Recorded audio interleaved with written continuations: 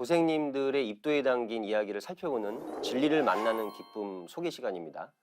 이번 달에는 어떤 이야기가 실렸습니까? 네, 이번 호 개벽지에는 30년 이상 불교 신앙 하시던 분이 미륵 부리신 상제님 진리를 만난 사연이 실려 있습니다. 네.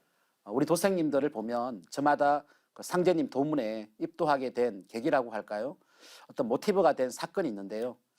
우리 수호사님은 어떤 사연으로 입도하게 되었나요? 예, 저는 하던 사업이 이제 좀 틀어지고 그러면서 이제 제가 가야 할 길이 과연 무엇인가에 대한 그런 고민을 오랜 기간 했었어요. 예, 그리고 이제 몸도 마음도 이제 좀 많이 피폐해졌고 삶의 의미가 좀 많이 없어졌을 때 우연한 기회에 이것이 개벽이다라는 책을 읽게 됐습니다. 그리고 이제 종도사님의 강연의 말씀을 듣고 이제 서울 강남도장에 이제 방문을 했었죠. 예.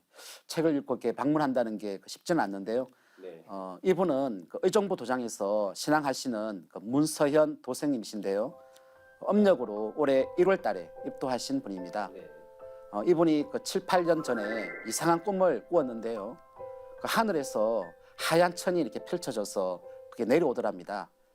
그 천을 가만히 이렇게 보니까 중간에 무슨 글자가 이렇게 쓰여 있었는데 네. 그 글자가 바로 밭전자였습니다. 그때 하늘에서 큰 음성이 들렸다고 하는데요. 원존 대왕이라는 외침이 들렸답니다. 네. 그리고 학 3마리가 날아다니는 것도 아니고 걸어다니는 모습을 보았고요. 아주 상스러운 꿈이죠. 네. 이분이 이 꿈을 절의 스님이나 수행이 깊은 신도들에게 물어보았는데 아무도 제대로 이렇게 해몽해 주는 사람이 없었답니다. 그래서 여기저기 돌아다녔는데 그 과정이 밭전자 의미 찾아 산만리가 된 거죠. 그렇게 된 거네요. 예. 신비로운 참 꿈입니다. 하늘에서 이렇게 길을 찾는 사람에게는 이런 식으로 이제 계시를 내려주는 일이 종종 있는 것 같습니다. 이걸 깨닫는 것이 결국 자신의 그 노력과 조상님의 음덕에 달렸다고 이제 생각하는데요. 원존대왕이라는 말은 저도 낯선 단어네요. 궁금해지는데요. 밭전자를 찾아 헤매던 문서현 도생님께 서광이 비치기 시작하는데요. 바로 강화도의 어느 절에서의 일입니다. 네. 절에서 만난 한 보살님이 계신데 이분이 기도를 열심히 하시는 분인가 봐요. 꿈의 해답은 상생 방송을 보면 알 것이다 라고 하면서 채널 번호까지 가르쳐 주더랍니다. 그래서 이분이 상생 방송을 보다가 천부경을 알게 되었죠. 그래서 천부경을 더 알려고 인터넷을 검색하다가 격암유록을 만나게 됩니다. 격암유록에 이제전전이라는 대목을 본 거죠. 거기서 밭전자의 비밀을 어렴풋이 알게 된 거죠. 그러니까 결국 이분이 상생방송을 보시면서 도전과 환단고기를 읽어보았다고 이렇게 나오는데요. 사실 도전해보면 우리가 이렇게 밭전자의 비밀이 많이 나옵니다. 예. 종도사님께서 편찬하신 이것이 개벽이다 상본에 보면 이제전전에서 저는 새 진리가 매듭지어지는 대개벽기의 수도를 말한다고 하셨습니다. 네네. 이걸 이제 상제님 성구 5편 136장에 보면 내가 후천 성경 건설의 표대를 태전에 꽂았느니라는 말씀이 있죠.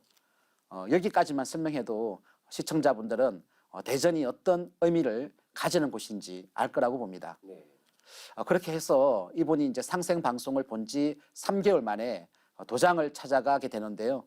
그때 마음속에 망설임이 있었답니다.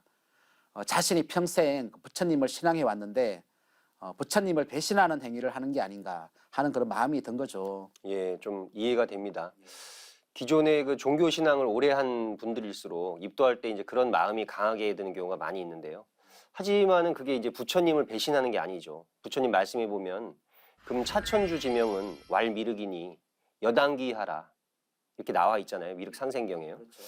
너희들은 이제 마땅히 미륵님께 귀하라 이렇게 말씀하셨습니다. 그러니까 불교인 분들이 인간으로 오신 미륵님을 따르는 것 이게 사실은 오히려 부처님의 뜻을 100% 따르는 거라고 생각하거든요.